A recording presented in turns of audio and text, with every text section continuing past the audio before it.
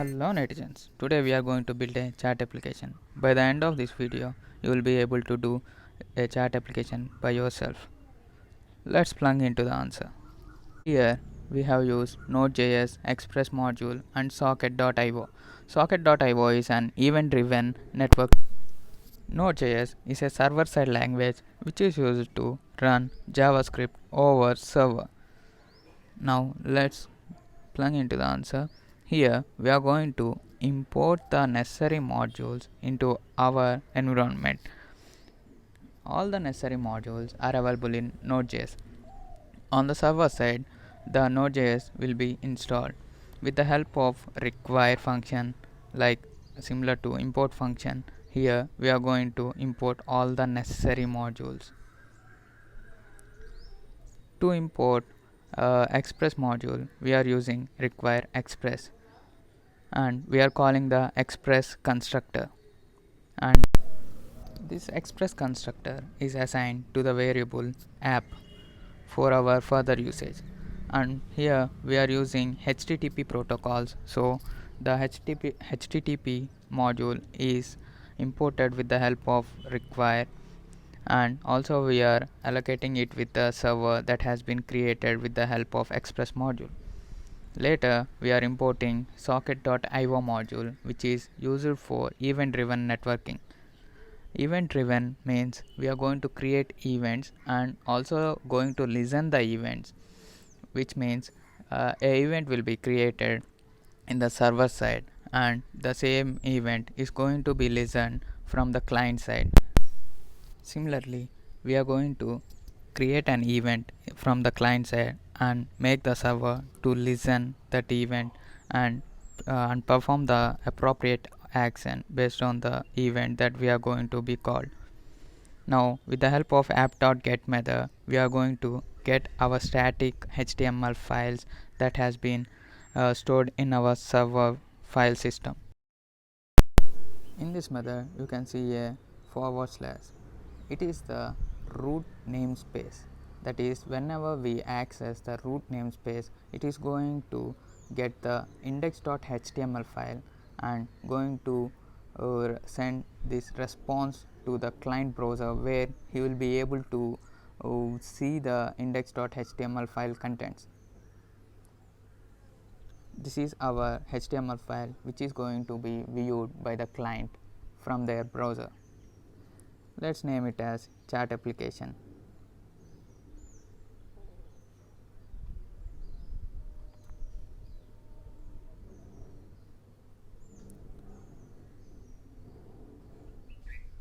Let's create an input element of type text and name of name. If you want, it is optional to place a placeholder which is going to display what you need to type in the text box.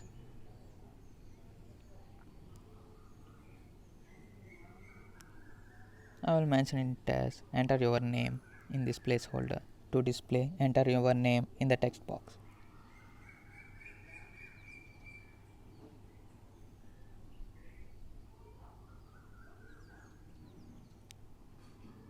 Don't forget to provide a ID name for the element, because we are going to get the data from this input element. Create a button element of type button.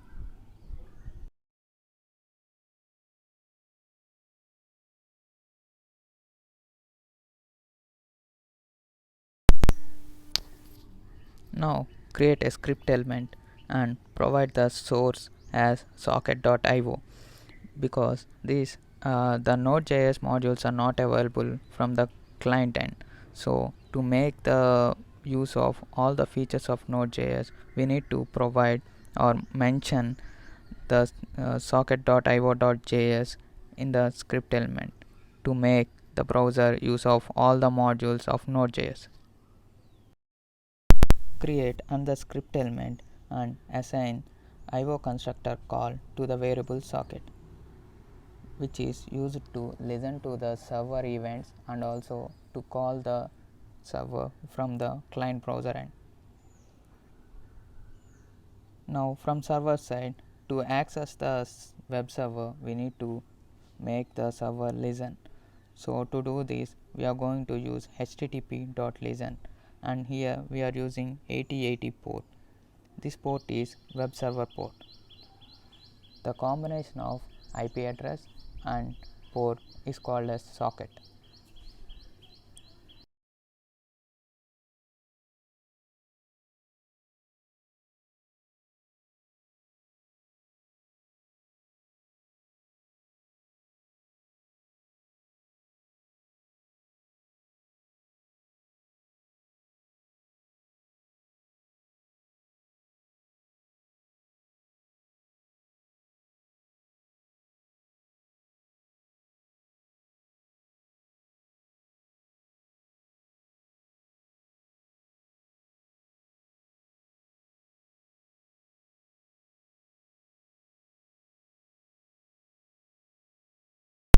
The variable host and port holds the host and port of the server to which we are going to listen.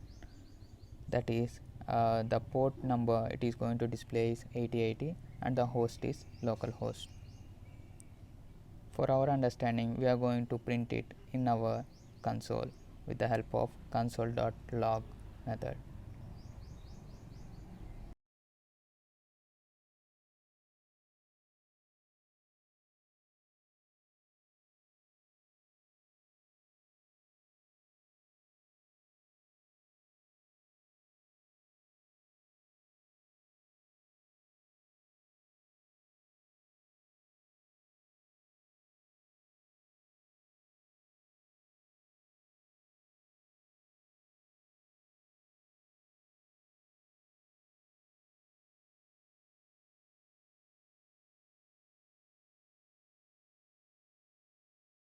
Till now, we have created a HTML file server with the help of Express and making the server to listen at port 8080. Now save all the data, and with the help of command node server.js, we are going to execute our code. Once this command has been executed, we could see that the server is listening at host 8080. Now go to the web browser and type localhost 8080. The index file that we have created has been shown in the web browser. Since we haven't provided any function where on the click of the button nothing has been performed. Now let's create an action or function when the button is clicked.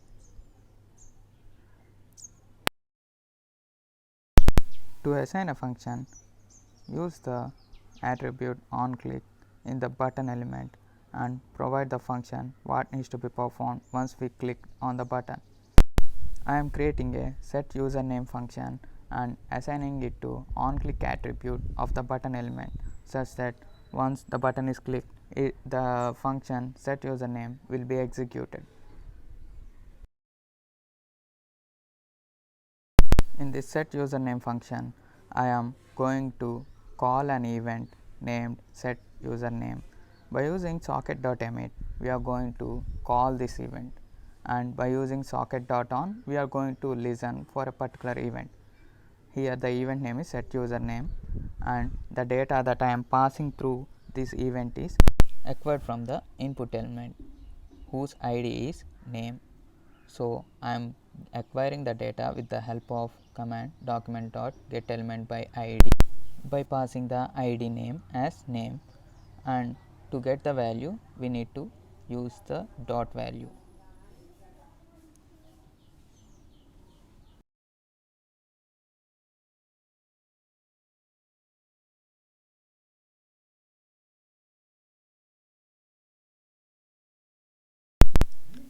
In the server side, we are creating io.on connection event, means we are listening for the connection event. Connection is an inbuilt event, that is whenever a index HTML is connected from the localhost 8080, this event will be executed automatically.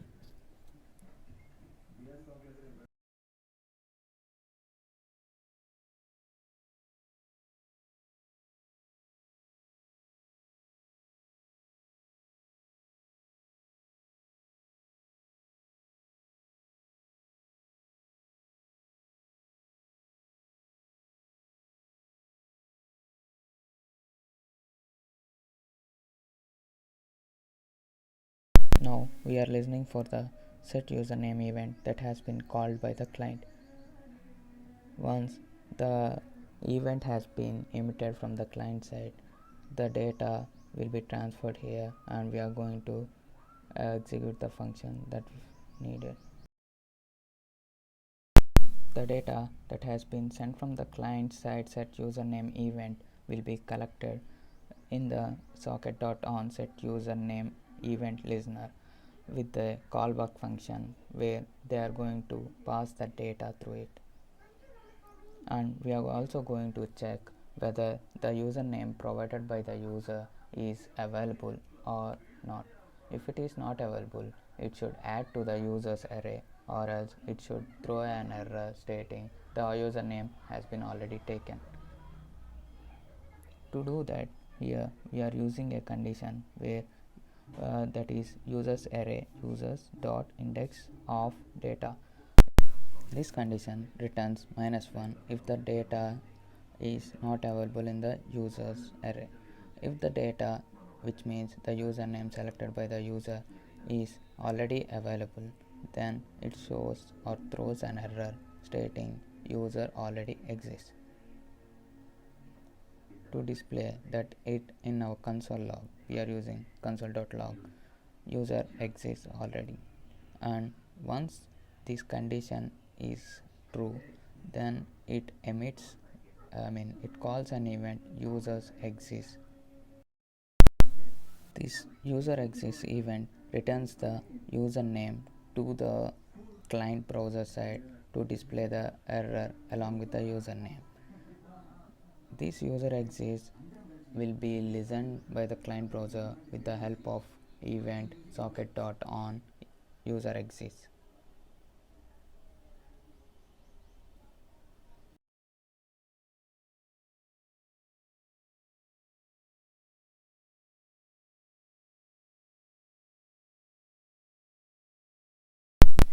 When the condition in if loop is false, that is the data that is passed through it is not at all available, then this new data, which means the new username, is going to add to the users array. To do that, we are going to use users.push. This push method is used to add the new element to the array.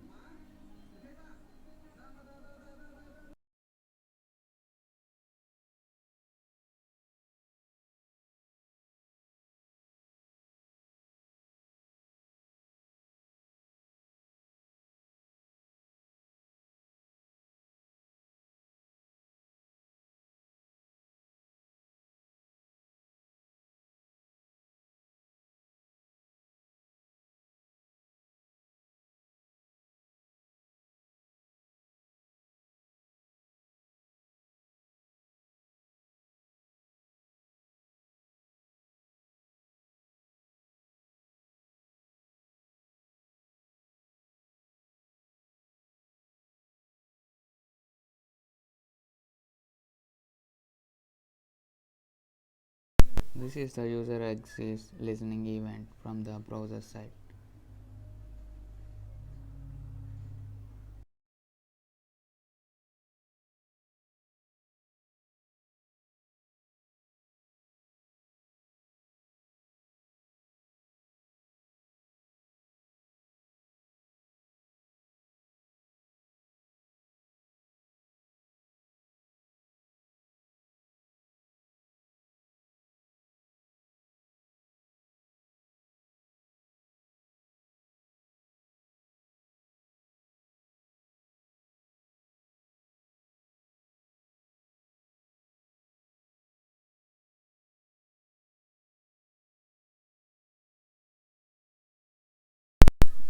Let's create a div element to display the error message when the user is already existing. For that, we are providing the ID for this division as user status, and we are going to print it with the help of the command document.getElement by ID user status. We are going to go to that division element, then with the help of .inner_html method, we will be printing the data, which means the username.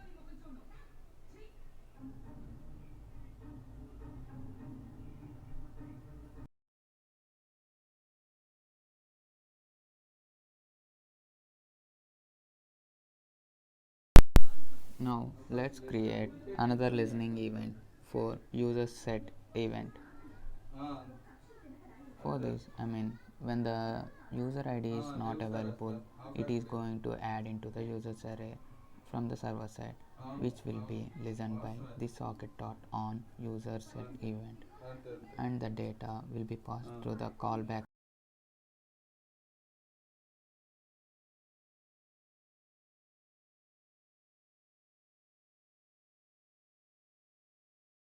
Once the username is added to the users array, the user should be redirected to the send message page.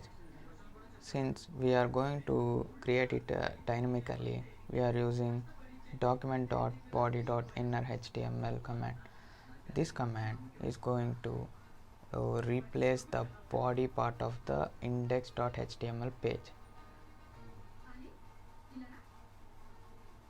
The elements that we need in this dynamic page is input element and send message button element. So we are creating the input element of type text and id name with value empty. If you want, you can even place a placeholder attribute in it. Later we need to create button element for creating a submit option or send message option in this new page.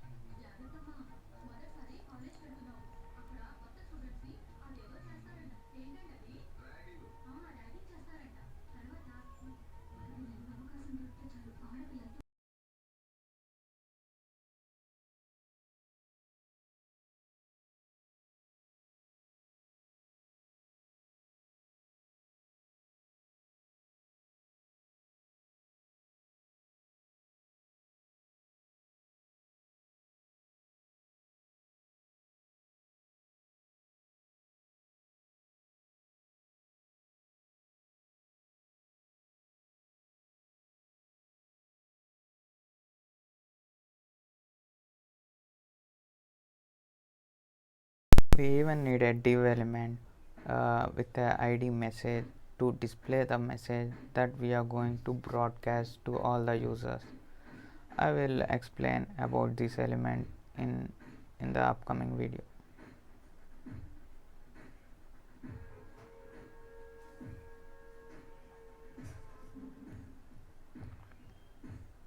Now let's create a send message function, because when we click on send message button, we need to perform a few actions, for which we are creating send message function, and we are going to create an event with the help of socket.emit, and the event name is send message, which will be sent to the server, and in server it is going to listen to this send message event with socket.on send message and receive the data and performs the broadcasting function. In this socket.emit function, here we are going to send the data that has been acquired from the input of id name submit form.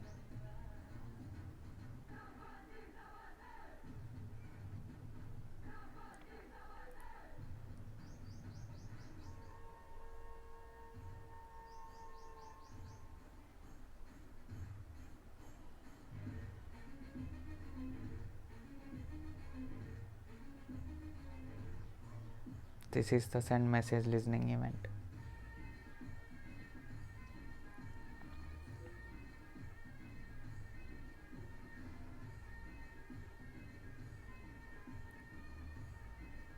With the callback function passing data through it.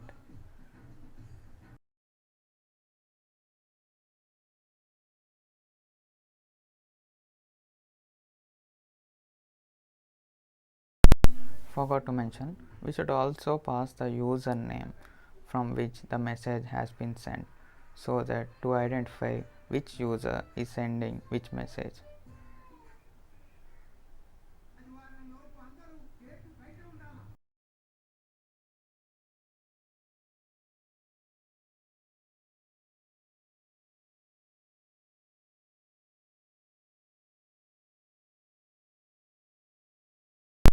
In the send message listen event towards the server side, we need to use io.sockets.emit method, which is the broadcasting method, which means it is going to send the message to the everyone in the room who are connected to that particular link. By using this, it also sends the message including the sender.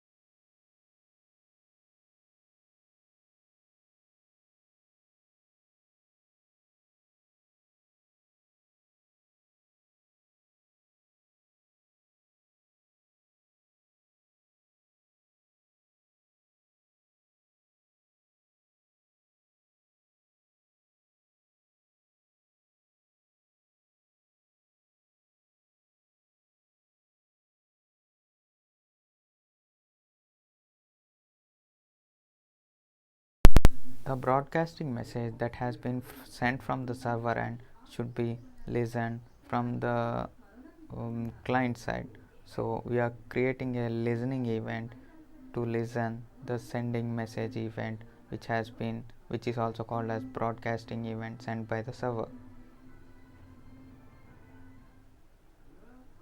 This event includes a callback function passing the data that has been broadcasted by the broadcasting event. Broadcasting is nothing but sending a single message to many at once.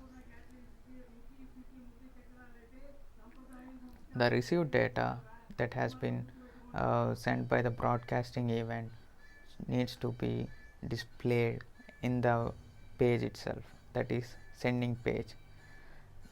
To do so, we are using, with the div element that we have created before, we are calling that div element with the help of document.getElement by id, and with the id name message, we are going to print this message or data into the sending HTML form.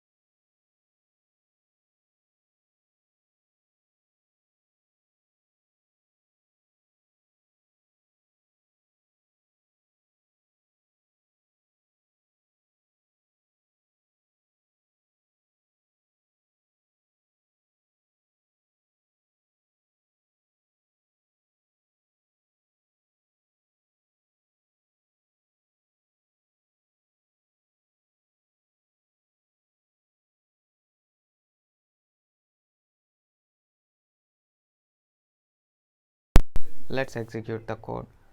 And the code now executed and it is running on the port 8080. So open the localhost with port number 8080. This is the let me chat page which is being visible to the user once the user provides his id, that is it is also called as username. If it already exists, it throws already exists message. If it doesn't exist, it will redirect to send message page. Here you can see I am providing the same id, it shows already exists. If I am going to provide a different name, it will be redirected to the send message page.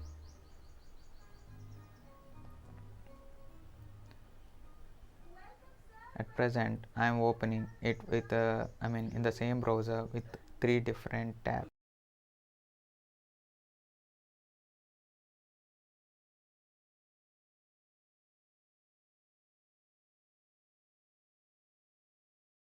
In three different tabs with three different usernames, I have been logging into the application.